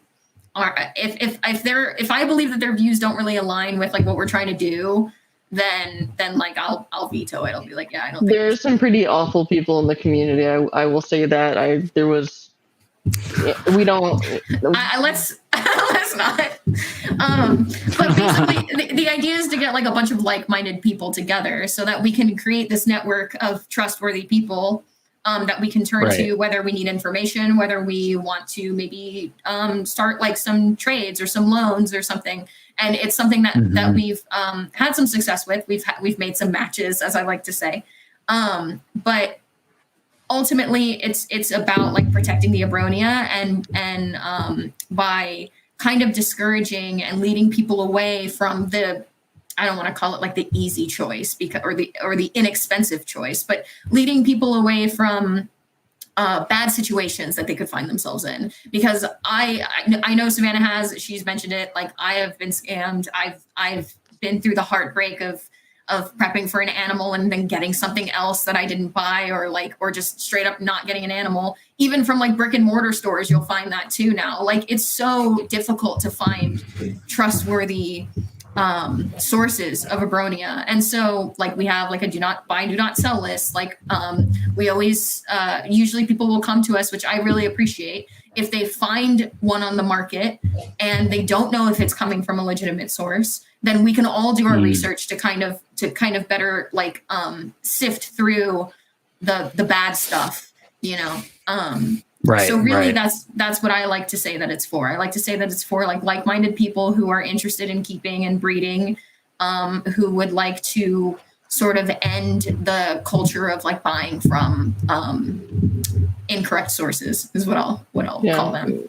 And we've definitely made it a big point not to tolerate people withholding information. Yeah, gatekeeping is absolutely not acceptable. Like it just completely goes against our mission. So is it's not really acceptable to lie about the origins of your animal. If you got an animal from a smuggler at some point, you didn't know any better, we've been there.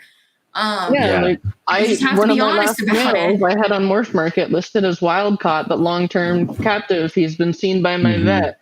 And then I saw so many ads get taken down by Morph Market, but mine always stayed up there. So there is like your ethics. How much Yeah. of your ethics does it cost just to try to make Right. money?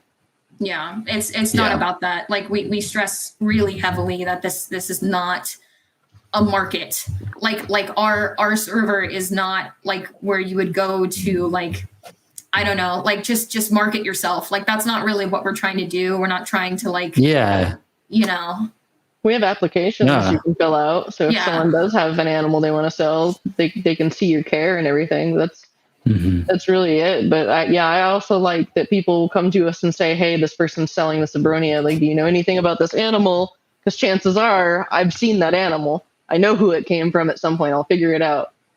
Yeah, Savannah's really good at that specifically. Like and hands, you start to like recognize like people's hands because of how they like take the pictures. Yeah. So I'll see. There was actually someone who was trying to scam people on Fauna, and I immediately recognized their hands as someone I worked with. And I was like, I mean, like, it wasn't someone that I see like their hands all the time, but like I follow them on like Instagram and stuff, and like I know their setups, I know what their hands look like. And even Yeah. something like that could be useful because it's like, I know whose pictures you're stealing. I know that you're not actually selling this Right. animal. So Yeah, people steal photos. Yeah. So we definitely. watermark. I'm a very Watermark your protective pictures. friend. Yeah, I'm a Watermarks very don't work. protective person.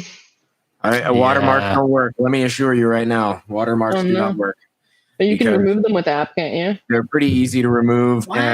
Yeah. especially with you can use there's, well, not that I'm trying to tell people how, but it's obvious information. You can use content aware fill in Photoshop, really easily pull a watermark off of an image. And also, speaking from my own experience, people don't give a shit if your photo has a watermark on it. They'll just use it anyway. They'll just use it anyway. Yeah. Because they do it with mine But all the time. hopefully most people will Google the watermark. Yeah. They don't. I also don't think, I don't know. I think the people, having had conversations with some of the people who are like trying to scam people out of Abronia, I don't think they're really smart enough to. Some of them are really bright. Most of the scammers are from Cameroon and they don't even change their Yeah. Facebook URL. No. Yeah.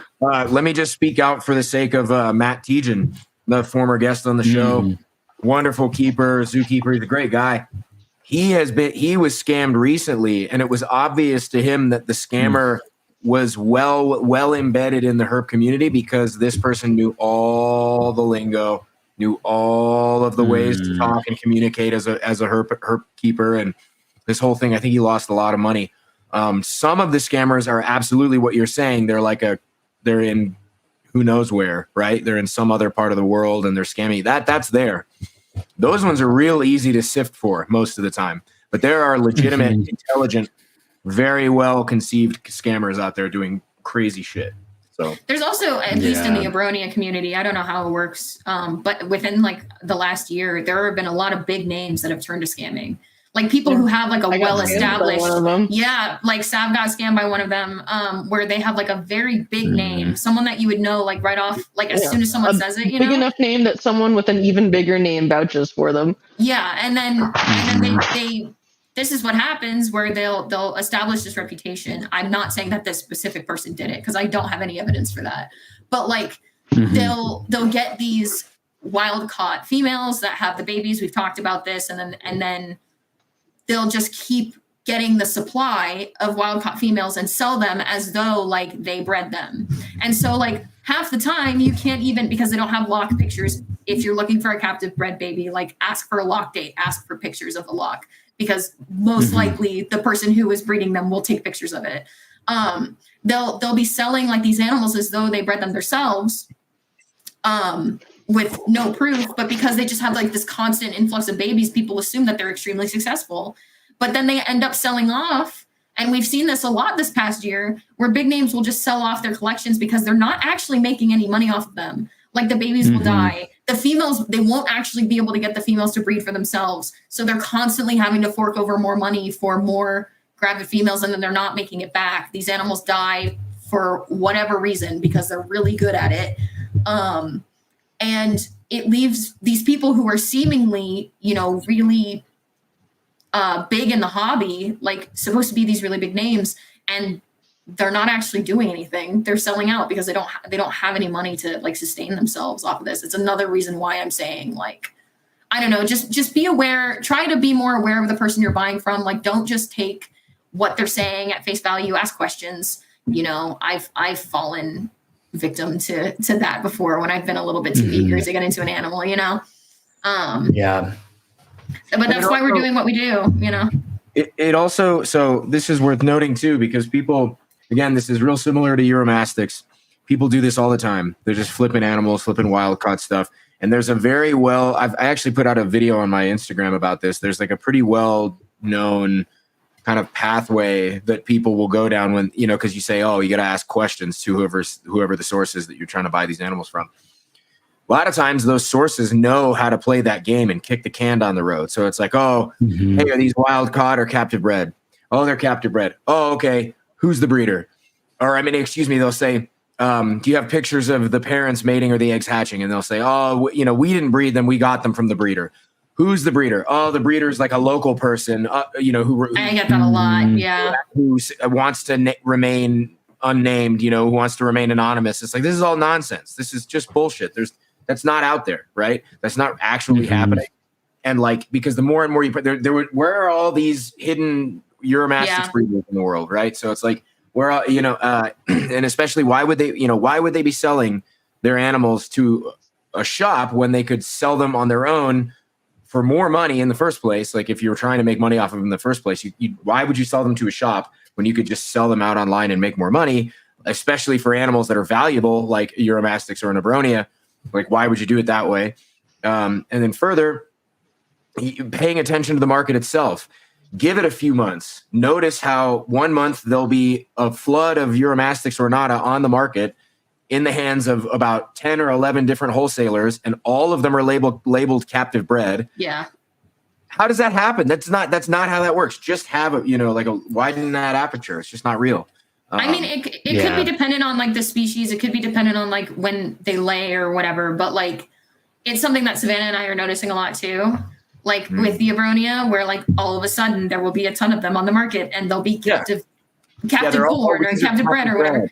And I'm like, okay. Meanwhile, like they send you pictures of the parents, and they are yellow, like they are fresh, So I don't know. That's just another reason why we have the Discord. It's just another reason why, like, we encourage people to come to us.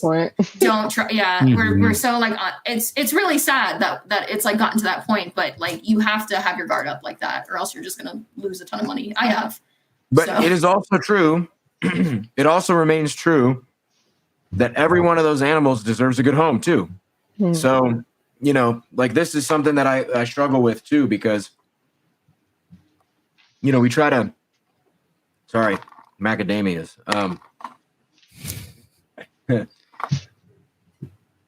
Filling his macadamias. Really good, man. It is also true that there's probably omega-7s, rare source of omega-7s.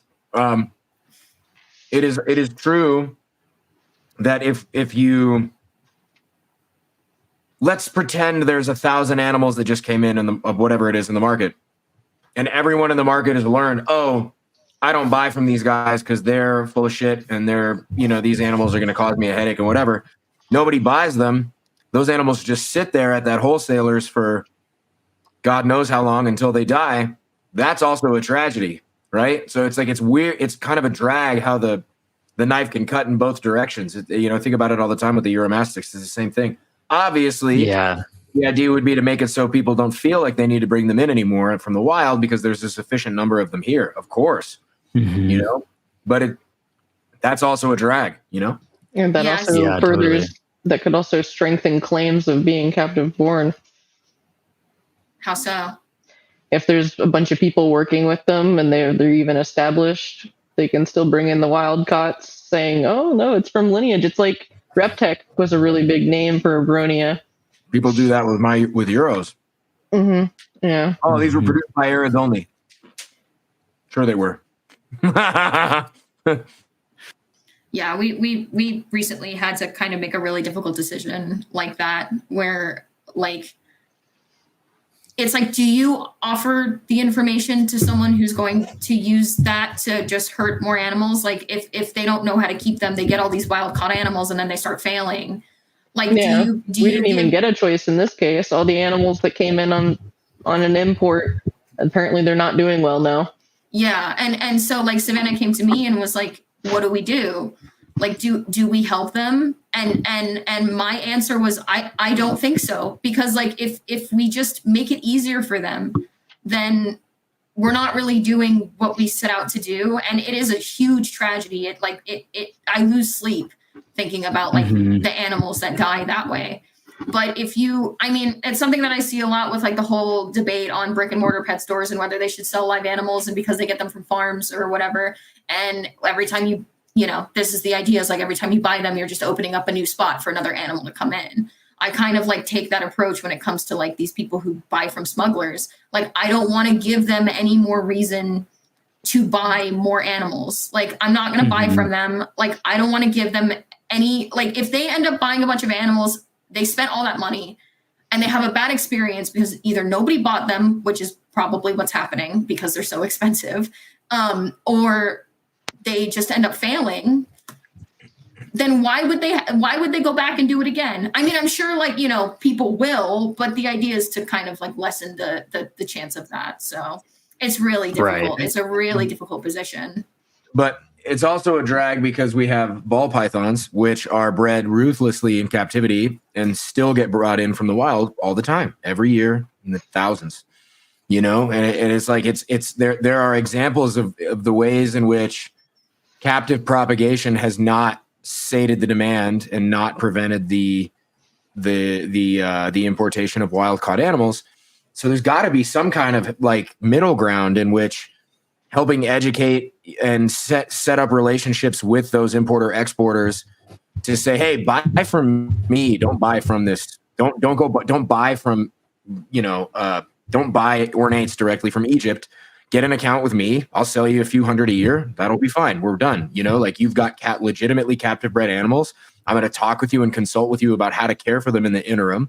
Maybe I won't send them all to you at once.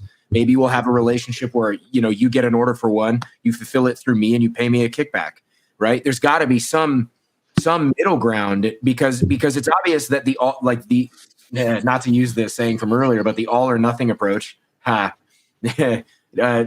doesn't, at least in this context, it might not work, right? Because that's what we see.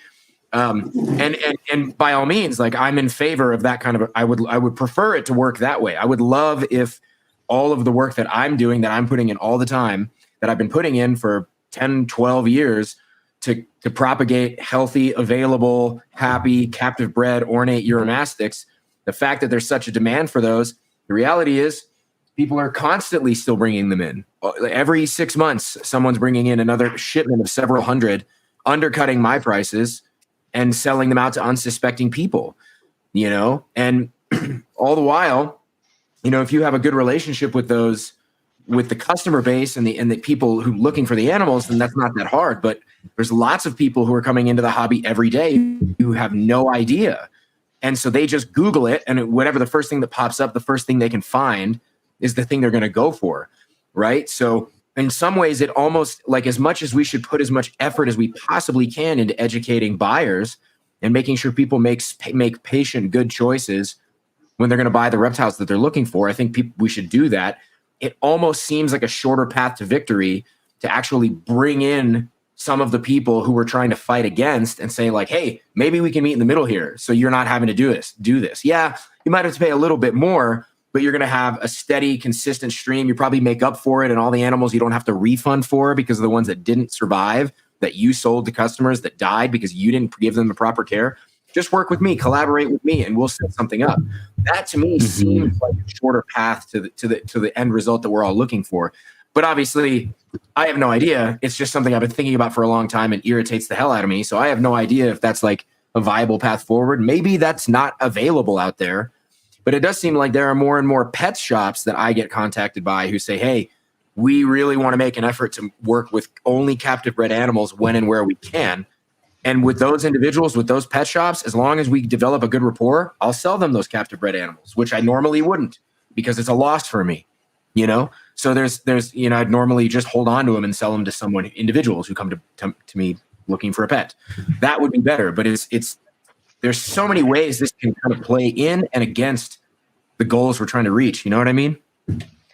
I know this isn't unique to the Abronia community, but I've vaguely mentioned some foul individuals I've met, but there are definitely people who refuse to give information because they have the intention to corner markets. Yeah. Yeah, sure. That's horrible. Of course. And I think with the whole dilemma, honestly, I think people should stick to their ethics and not compromise that. Whichever way that may lean, I think that's up to someone, because you can justify either side. And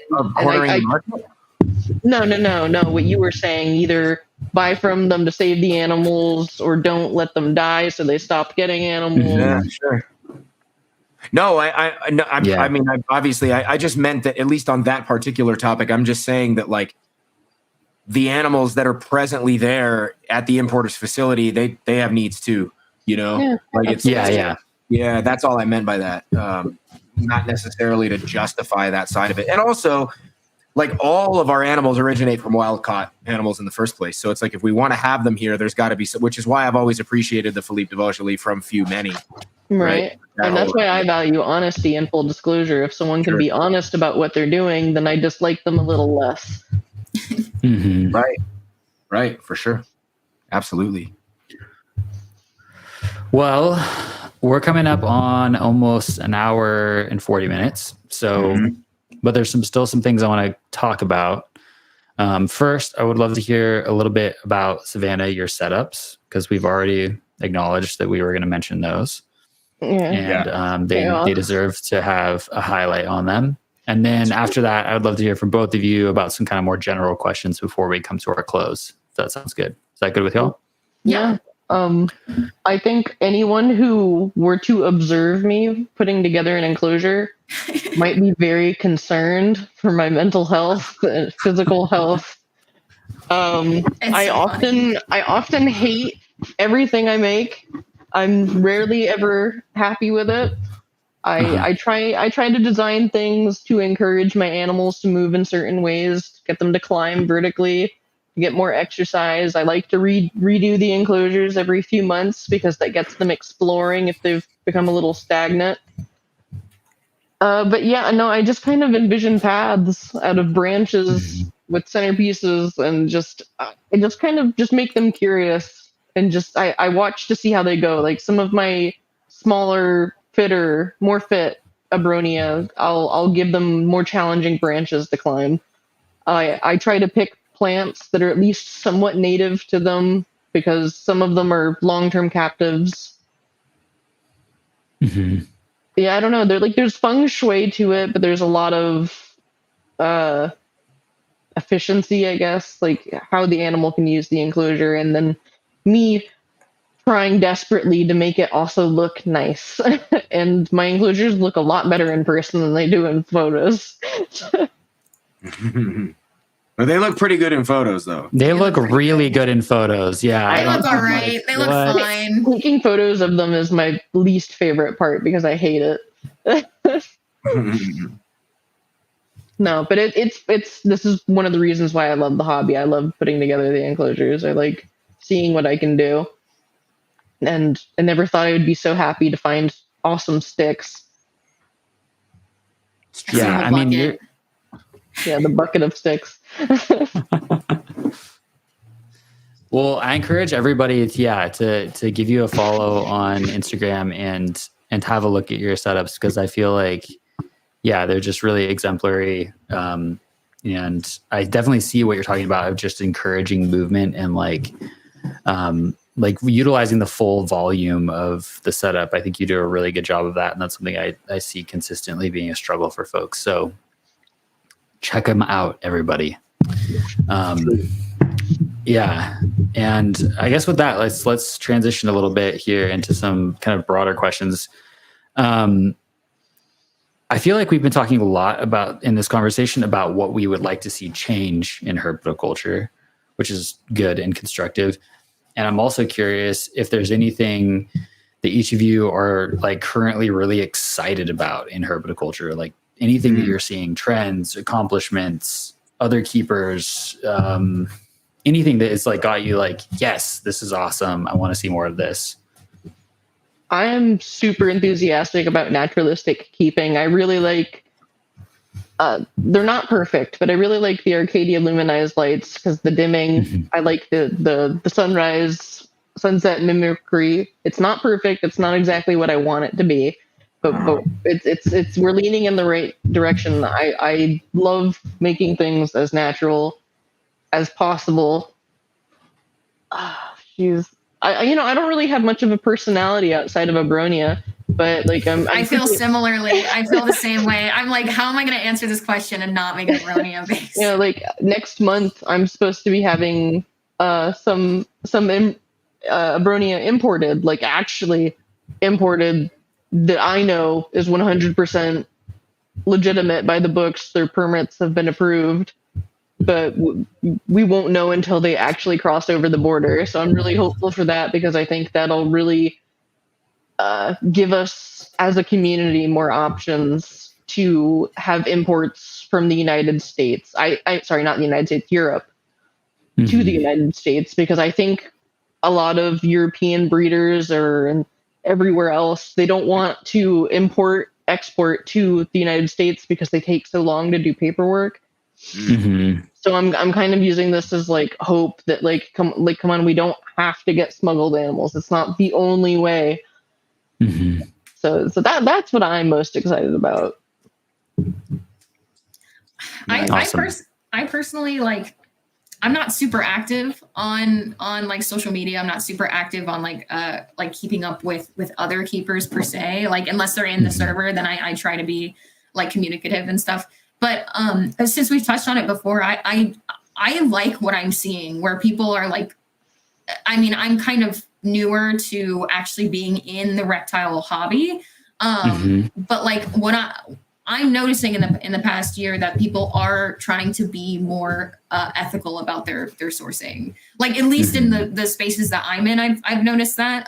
It could be something that's been developing for a really long time that I just haven't been privy to. But I do like seeing that. I like seeing the switch towards like more ethical keeping or like being acceptable of like newer forms of keeping, like people just being more open-minded about that kind of stuff. Whereas I know like one of the reasons why I'm not super active in like Facebook group pages is because if you could be keeping an animal like correctly, like you could be keeping it like well for that animal, that particular animal. But as you can see, like, I mean, as you can kind of see, like my setup for my Abronia is entirely different from Savannah's. And yet like both of them work. Like we found that both of them are doing what they need to do. Like all of the animals are happy. All of the animals are healthy. So I think that like acceptance is really nice. Like critical acceptance, I think, where people are still willing to learn and still willing to ask questions. And are still willing to change, basically. I think I like that a lot. I like that a lot. I like that the hobby needs more tolerance and understanding. Definitely. Agreed on that. A lot less tearing people down and a lot more building them up and encouraging them, I think is right. Is Stop making people afraid to ask for help. Yeah, people should be allowed to ask for help. Yeah, agreed. Well, what about, I guess just kind of like casting our gaze to the future a little bit. I'm curious what goals each of you might have for like what's next. I have a feeling I know, but I'm curious to hear from y'all. What are your goals? I would love more than anything to produce Aritas. If everything goes perfectly, I'll have 3 unrelated pairs, and I just want to be successful. And I've kind of been like setting myself some small goals, like whether trying to start pushing somehow more towards reintroduction programs for the babies, because you can't really do that with adults. And also, I kind of been recently throwing around the idea of somehow working as like a government approved rescue shelter, basically, where if animals are confiscated, instead of them being euthanized or God knows what, they would give them to us to take care of. That'd be cool. So that's just like a small thing I've been throwing around in my head. That'd be cool. That'd be awesome. Yeah. Definitely worthwhile. What about you, Ollie? I have so many like things that I want to do. Chameleon farm. Well, not a farm. Yeah, I mean, if you're asking like about personally what we would like to do in the future, I would really like to buy a franchise. There's one franchise that's local to my area that is actually really great. It's not like global or anything. It's like very small. Maybe some sort of like it's like a reptile-based franchise. I would like to start a chameleon rescue, because like as much as I love Abronia, like my passion is really with chameleons. And I just, they're like my heart species. I like love chameleons. I would like to start a Oaxaca network of Oaxaca breeders. Right now I have 2 pairs. There may be one more pair in the United States. But I would like to start like a very small group of people who are really focused on producing Oaxaca in captivity. Because I feel like if I've done it once, I could do it again. Like we could figure this out, you know, we can kind of unlock the secrets of that. And I'd like to work with some wildlife rescue. There's a local wildlife place near me. I think I'm going to probably try to shoot for an internship with before I graduate. Those are all kind of the things I'm hoping to do. Awesome. Cool. All worthy things. Cool. Busy. Yeah. Yeah. I mean, as it should be. It's good to be that. Well, I feel like maybe we should move towards our closer. What do you think, Phil? Yeah. It seems like the right move. Okay. Do you want to hit it? Yeah, for sure. So the closer, the question we ask everyone when the show ends is why herpetoculture? And that can be everything from like why you do it to why do we do it broadly? Like what's it worth? Why is it good for anything? Why is it not? You know, that whole scene. So yeah, why herpetoculture? And you know, whichever would like to go first doesn't matter. I guess I could go first. Yeah. I've always had this impression that reptiles get kind of the short end of the stick when it comes to keeping. I see all the time, and I'm sure you could say about with like other animals or whatever, but for me, like I as someone who did a lot of rescuing, I saw firsthand the way that reptiles are mistreated every day. I mean, I worked in a pet store. I saw it myself. It was one of the reasons why I had to leave, because it's so hard to see that kind of suffering. And now my focus has moved more towards Abronia, but the truth is the same. Like, I see them failing all the time too. So I kind of went into it with a bleeding heart, I think. I really just wanted to do the most that I could to like help the ones that I felt needed help.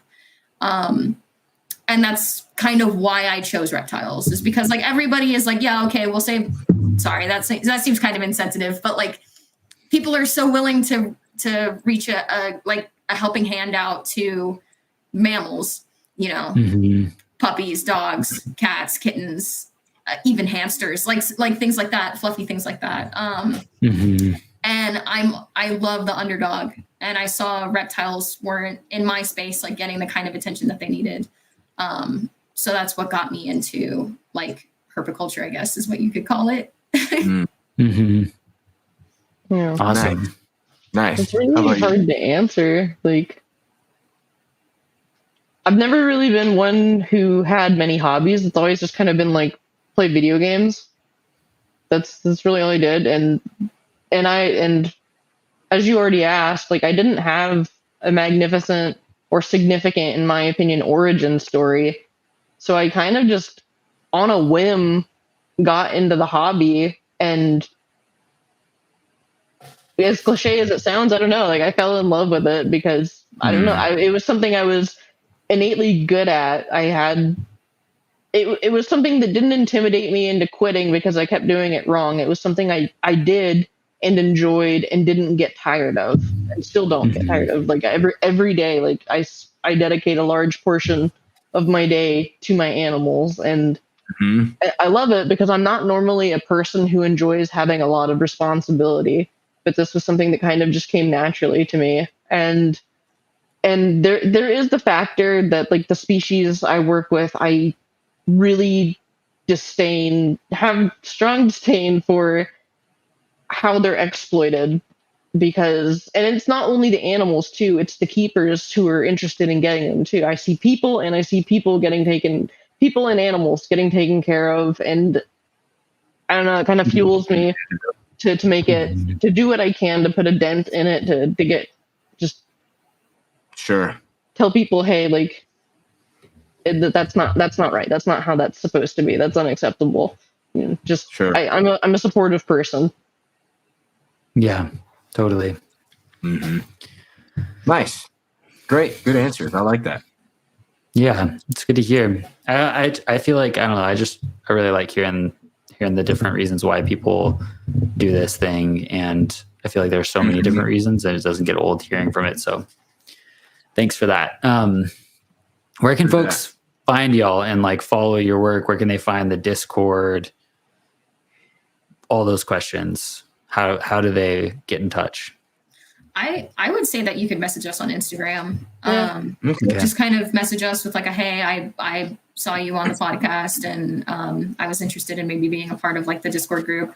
We're pretty like relaxed about it. As long as people aren't coming in for the wrong reasons, then like I'm sure that we'd be happy to accept them. But I only have for reptiles specifically, I only have my Instagram, which is Wholesome Herps.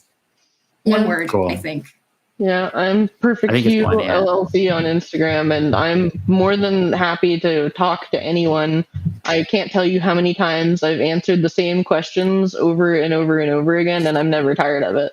Yeah, I feel similarly. And if you want to join the Discord, if you're interested in learning about Abronia or keeping them, or just want to see pictures, you're more than welcome to join. But I just want to like get to know you as an individual first before letting you onto the server.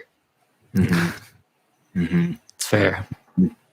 Well, awesome. Well, thanks y'all. I think that's it. Yeah. Really appreciate you both making time to talk today. And I definitely learned a lot about Abronia today. So hopefully our listeners did as well. And we'll have to do this again down the road. Yeah, that'd be great. Started your Abronia rescue and Oaxaca network breeding facility. Yeah, that'd be awesome. Thank you guys. Thank you so much for having us. Yeah. Of course. Thank you.